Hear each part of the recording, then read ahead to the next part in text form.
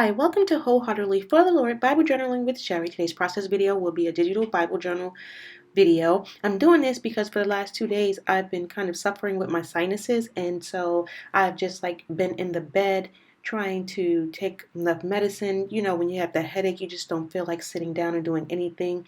Initially, I did this twice from my bed with an app that captures the recording. And what happened was, for some reason, it wasn't capturing it. So I had to sit down at my craft desk and actually start redo the video here.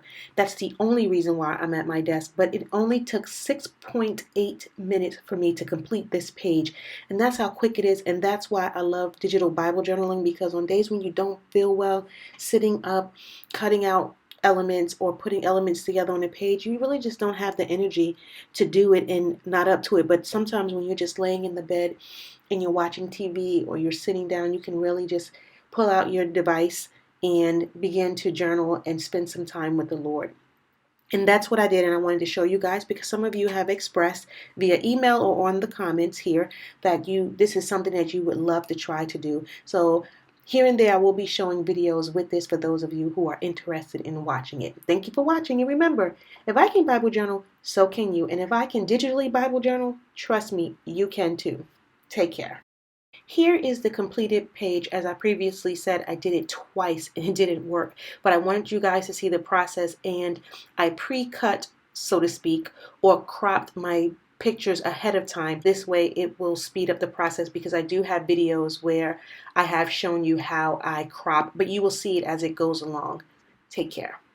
Since we are homebound, what better way but to spend time with the Lord and Bible journal or pray and write and read, relax, spend time with family, all of those wonderful things. I took the opportunity while I'm just trying to get my sinuses from stop being swollen to just relax and do some Bible journaling, and I wanted to just share this with you. I read this devotion in the Tyndale app, and it's called The Keeper of the Flock, and I'll be reading that for your listening pleasure and encouragement, and that is all.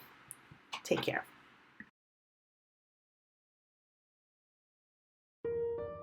Before I read the devotion, in this time of darkness, in this time of a lot of uncertainty, and people are really concerned about their future, it's just time for us to just hunker down and trust God and know that He will provide. So the devotion says, Keeper of the Flock.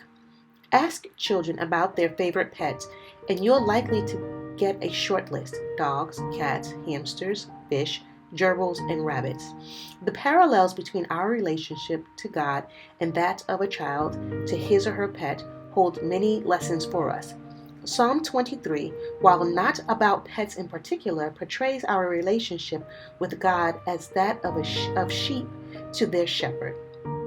Although being compared to sheep isn't necessarily flattering, God's love for us becomes more concrete and real as we see how He cares for us. The other Psalms in this reading contain prayers about experiencing victory in battle, Psalm 21, finding joy in suffering, Psalm 22, and being a good owner, Psalm 24. In portraying the Lord as a shepherd, Psalm 23 verse 1, David wrote from his own experience because he had spent his early years caring for sheep. See 1 Samuel chapter 16 verses 10 through 11. Sheep depend completely on their shepherd.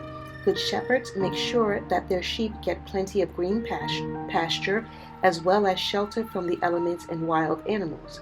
When David wrote, "The Lord is my shepherd," he showed us that God, like a shepherd, cares and provides for us much the way that human shepherds care and provide for their sheep.